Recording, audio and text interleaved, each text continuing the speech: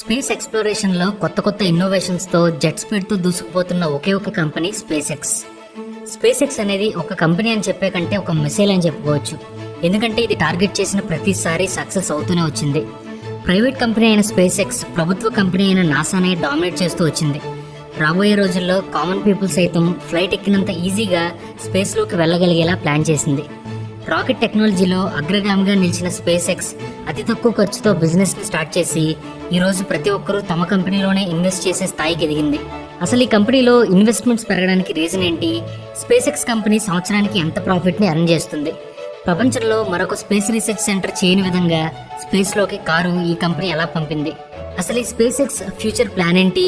ఈ కంపెనీ సక్సెస్కి సీక్రెట్ ఏంటి? ఇలాంటి ఇంట్రెస్టింగ్ టాపిక్ గురించి ఇప్పుడు ఈ వీడియోలో తెలుసుకుందాం. ముందుగా what is space X and what is it's ultimate goal? Space exploration technologies corporation, దీనికి షార్ట్ ఫామే స్పేస్ ఎక్స్. ఈ స్పేస్ ఎక్స్ అనేది కాలిఫోర్నియాలో ఉన్న ఒక ప్రైవేట్ ఏరోస్పేస్ మ్యానుఫ్యాక్చరింగ్ కంపెనీ.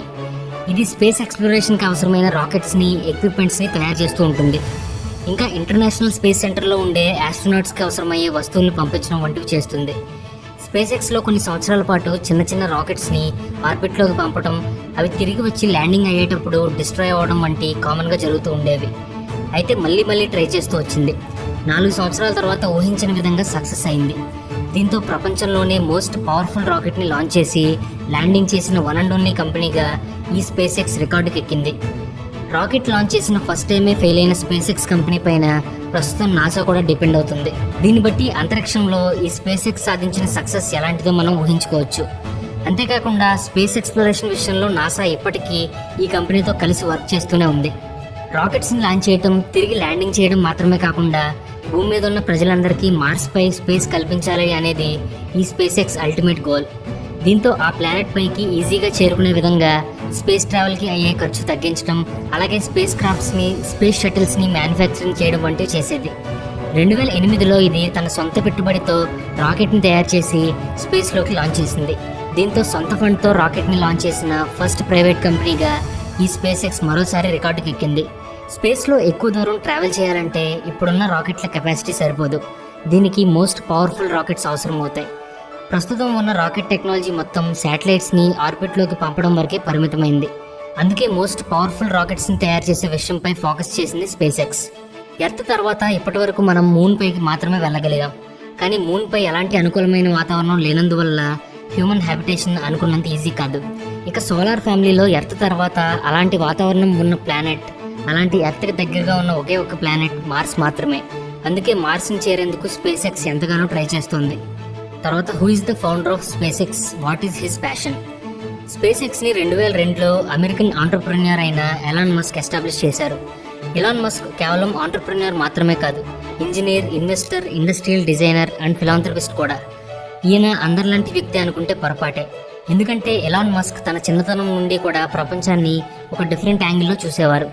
మనుషులపై అపారమైన ప్రేమ కలిగి ఉండి వాళ్ళందరినీ కూడా ఏదో ఒక సేఫ్ జోన్లోకి మూవ్ చేయాలి అనే ఉద్దేశంతో సరికొత్త టెక్నాలజీ కోసం ఎక్స్ప్లోర్ చేసేవారు. ఎలాన్ మస్క్ ఉన్న ఒకే ఒక గోల్ మనుషులందరినీ మార్స్ మీదకి పంపటం. ఎందుకంటే రాను మన భూమి మీద ఉన్న న్యాచురల్ రిసోర్సెస్ అన్నీ తగ్గిపోతూ వస్తున్నాయి. దీంతో ఇంకొన్ని సంవత్సరాల తర్వాత మానవ జాతి ఈ భూమిపై మనుగడ సాగించడం కష్టమవుతుందని ముందే ఊహించారు.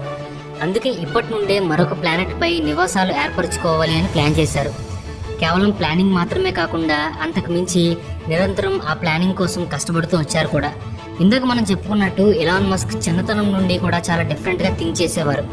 ఎప్పుడూ ఏదో ఒకటి కనిపెట్టాలి అనే తపన ఎలాన్ మస్క్లో ఎక్కువగా ఉండేది. అందులో భాగంగానే మానవ జాతి కోసం ఏదో ఒకటి చేయాలి అని ఫిక్స్ అయ్యారు. దీంతో solar power, paperless money, space rockets వంటి విషయాల మీద అవేర్నెస్ పెంచుకుంటూ వచ్చారు. సరిగ్గా 12 ఏళ్ల వయసులో బ్లాస్టర్ అనే వీడియో గేమ్ తయారు చేసి $500కి అమ్మేశారు. 1995లో తన బ్రదర్తో కలిసి జిప్2 అనే కంపెనీని స్టార్ట్ చేశారు. తర్వాత కొంతకాలానికి ఈ జిప్2ని వేరొక కంపెనీ కొనేయడంతో వచ్చిన డబ్బుతో X.com అనే ఆన్లైన్ ఫైనాన్షియల్ సర్వీసెస్ని ఎస్టాబ్లిష్ చేశారు. ఇది ప్రపంచంలోనే మొట్టమొదటి ఆన్లైన్ బ్యాంకింగ్ వ్యవస్థ. ఆ తర్వాత పేపాల్ కంపెనీకి దీనికి మధ్య కాంపిటీషన్ ఏర్పడింది. 2000 సంవత్సరంలో ఈ 2 కంపెనీలు కలిసి ఒకే కంపెనీగా ఏర్పడి వర్క్ చేశాయి. 2002లో పేపాల్ని ఈబే కొనేసింది. దీంతో ఎలాన్ మస్క్ వాటా కింద $25 కోట్ల వచ్చి పడ్డాయి. ఇక ఫైనల్గా ఎలాన్ మస్క్ తన దృష్టినంతా తనకి ఎంతో ఇష్టమైన స్పేస్ ఎక్స్ప్లోరేషన్ మీద పెట్టాలని నిర్ణయించుకున్నారు. దీంతో తన ప్రాపర్టీలో 1/3 అంటే $100 మిలియన్ స్పేస్ ఎక్స్ కోసం ఖర్చు చేశారు. అయితే వెంటనే అదే సంవత్సరం తాను స్పేస్ ట్రావెల్ చేయడానికి వీలుగా ఉండే స్పేస్ ఎక్స్ని స్థాపించారు. ఇక స్పేస్లోకి వెళ్ళాలంటే చాలా ఖర్చుతో కూడుకున్న పని. మరి అంత డబ్బు ఎలాన్ మస్క్ దగ్గర లేదు. కానీ స్పేస్ ట్రావెల్ చేయాలన్న ఆయన కోరిక మాత్రం చాలా స్ట్రాంగ్గా ఉండేది. అయితే మనం ఇక్కడ విషయం గమనించాలి. కేవలం ఆలోచన మాత్రమే స్ట్రాంగ్గా ఉంటే సరిపోదు, దానికి తగ్గ ఎఫర్ట్ కూడా స్ట్రాంగ్గా ఉండాలి. అందుకే ఏం చేసైనా సరే స్పేస్లోకి వెళ్ళాలి అని డిసైడ్ అయ్యారు ఎలాన్ మస్క్. దీంతో తక్కువ ఖర్చుతో చీప్గా రాకెట్స్ని తయారు చేయాలి అని నిర్ణయించుకున్నారు. అలా తయారు చేసిన రాకెట్స్ని స్పేస్లోకి పంపించేవారు. పంపించిన ప్రతిసారి అవి ఫెయిల్ అవుతూనే ఉండేవి. కానీ ఎలాన్ మస్క్ ఏమాత్రం నిరుత్సాహపడకుండా దానికి 10 రెట్ల ఉత్సాహంతో మళ్ళీ పనిచేసేవారు. ఎందుకంటే ఎలాన్ మస్క్ ఎప్పుడూ ఈ కంపెనీని ఒక బిజినెస్లా చూడలేదు. ఇది తన లైఫ్ అంబిషన్. దాన్ని రీచ్ అవ్వడమే ముఖ్యం అని అనుకున్నారు. అందుకే ఎన్నిసార్లు ఫెయిల్ అయినా సరే సక్సెస్ సాధించే వరకు విడిచిపెట్టలేదు. మళ్ళీ ట్రై చేస్తూనే వచ్చారు. చివరికి ఒకరోజు అనుకోకుండా సక్సెస్ని సాధించారు. ఇక ఆ తర్వాత ఎలాన్ మస్క్ వెనక్కి తిరిగి చూసుకోలేదు. స్పేస్ ట్రావెల్ చేయాలన్న తనకున్న ఆ ప్యాషనే ఈరోజు ఇంత సక్సెస్ని తెచ్చిపెట్టింది. Next, how does space X make money? Who funds space X? Technology వాడకంలో $1 బిలియన్ కంపెనీతో పోటీ పడుతూ వచ్చింది స్టార్టప్ కంపెనీ అయిన స్పేస్ ఎక్స్. మొదటి నుండే స్పేస్ ఎక్స్ గోల్ మొత్తం మార్స్పై గ్రీన్ హౌస్ ఏర్పాటు చేయడమే. దీనికోసం స్పేస్ ట్రావెల్ ఎక్స్పెన్సెస్ని తగ్గించడం దీని గోల్. అయితే స్పేస్ టెక్నాలజీలో రాకెట్ లాంచింగ్ కోసం గవర్నమెంట్ కంపెనీలు కూడా ఎక్కువ కాస్ట్ ఆఫర్ చేసేవి. కానీ స్పేస్ ఎక్స్ మాత్రం వాటితో పోలిస్తే చాలా తక్కువ కాస్ట్ ఆఫర్ చేస్తూ వచ్చేది. ఇది స్పేస్ ఇండస్ట్రీ మొత్తాన్ని షేక్ చేసింది. నిజానికి గవర్నమెంట్ స్పేస్ ఏజెన్సీస్ అన్నీ కూడా రాకెట్స్ని సొంతంగా తయారు చేయవు. Boeing, United Launch Alliance, Lockheed Martin అనే కంపెనీలు వాటిని తయారు చేస్తూ ఉంటాయి. కాబట్టి వీటి కాస్ట్ కూడా ఎక్కువగా ఉంటుంది. కానీ స్పేస్ ఎక్స్ అలా కాదు. తమ కంపెనీ నుండి లాంచ్ చేసే ప్రతి రాకెట్ని ఆ కంపెనీయే సొంతంగా తయారు చేసుకునేది. అంతేకాకుండా ఒక రాకెట్ తయారీకి అయ్యే ఖర్చులో 1/3 ఖర్చుతోనే స్పేస్ ఎక్స్ రాకెట్ తయారీకి ఉపయోగించేది.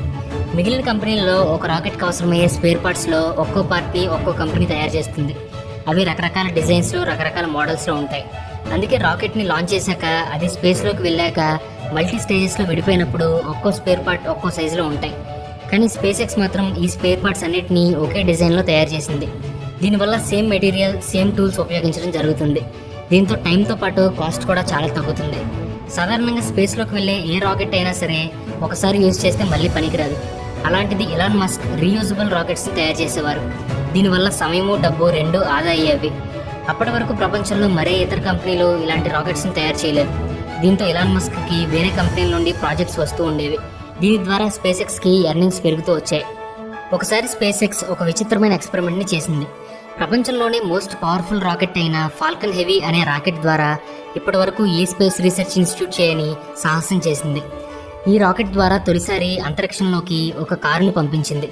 విచిత్రం ఏంటంటే ఆ కారు స్పేస్ ఎక్స్ ఫౌండర్ అయిన ఎలాన్ మస్క్ సొంత కారు కావడం. 2003లో ఎలాన్ మస్క్ $65 లక్షలతో టెస్లా పేరుతో కార్ల కంపెనీని స్టార్ట్ చేశారు. ఈ భూమి మీద ఉన్న పొల్యూషన్ని తగ్గించడం కోసం తనకున్న నాలెడ్జ్ మొత్తం ఉపయోగించి ఎలక్ట్రిక్ కార్స్ని తయారు చేశారు. షార్ట్ పీరియడ్లోనే ఈ టెస్లా కార్లు చాలా ఫేమస్ కూడా అయ్యాయి. అది ఎంతలా అంటే హిస్టరీలోనే వన్ ఆఫ్ ది బెస్ట్ కార్గా నిలిచేంతలా. అయితే ఫాల్కన్ హెవీ రాకెట్కి ఫ్రంట్ సైడ్ ఉన్న క్యాప్సూల్లో ఈ కారును అమర్చారు. దీనికి ఎలాన్ మస్క్ రోడ్స్టర్ అని పేరు పెట్టారు. ఈ కారు డ్రైవింగ్ సీట్లో ఆస్ట్రోనాట్ డ్రెస్లో ఒక డమ్మీ డ్రైవర్ని కూర్చోబెట్టారు. కారుకు బ్యాక్ సైడ్లో పవర్ఫుల్ కెమెరాస్ ఉంచారు. దీనివల్ల కారు ఆర్బిట్లో తిరుగుతున్నప్పుడు భూమి మీద నుండి అప్పటికప్పుడు గమనించవచ్చు. ఈ కారుని మార్స్ యొక్క ఆర్బిట్లోకి చేర్చాలి అన్నది మస్క్ మోటివ్.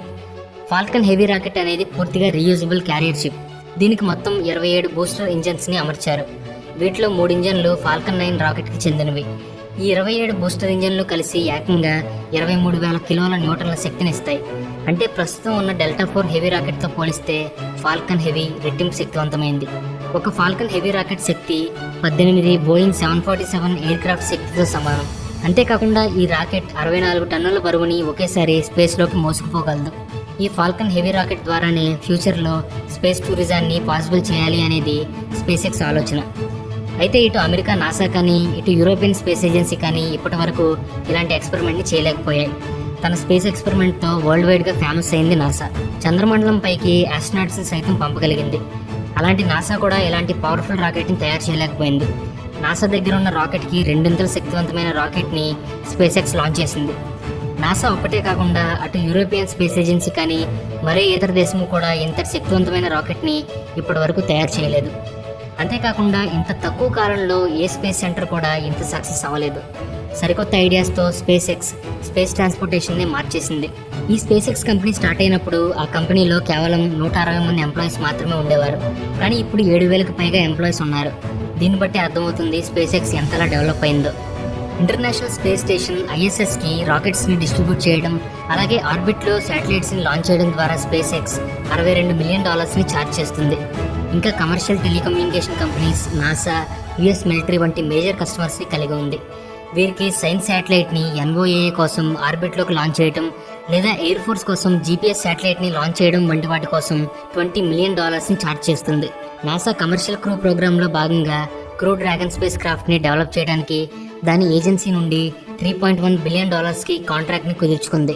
2015లో గూగుల్ మరియు ఫిడిలిటీ కంపెనీలు కలిసి స్పేస్ ఎక్స్లో 10% షేర్ కోసం $1 బిలియన్ ఇన్వెస్ట్ చేశారు. కొంతకాలానికి గూగుల్ పేరెంట్ కంపెనీ అయిన ఆల్ఫాబెట్ స్పేస్ ఎక్స్లో 7.5% వాటా కోసం $900 మిలియన్ ఇన్వెస్ట్ చేసింది. దీనివల్ల స్పేస్ ఎక్స్ వాల్యూ $12 బిలియన్ పెరిగింది. తర్వాత గూగుల్, ఫిడిలిటీ కంపెనీలకి ప్రీవియస్ ఇన్వెస్టర్స్ అయిన Draper Fisher, Founders Fund, Valor Equity Partners and Capricorn కూడా జాయిన్ అయ్యారు. CNBC రిపోర్ట్ ప్రకారం ప్రస్తుతం SpaceX company value $33.3 billion. ఇదే కంటిన్యూ అయితే ఫ్యూచర్లో స్పేస్ ఎక్స్ ప్రపంచంలోనే నెంబర్ 1 స్పేస్ ఇండస్ట్రీగా మారుతుంది అనడంలో ఎలాంటి సందేహం లేదు. సో ఫ్రెండ్స్, చూశారు కదా స్పేస్ ఎక్స్ ద్వారా ఎలాన్ మస్క్ తన డ్రీమ్ని, అంబిషన్ని ఎలా నెరవేర్చుకున్నారో. ఈ టాపిక్ మీకు నచ్చిందని ఆశిస్తున్నాం. స్పేస్ ఎక్స్ గురించి మీ ఒపీనియన్ని కింద కామెంట్స్లో మాతో షేర్ చేసుకోండి. Thanks for watching.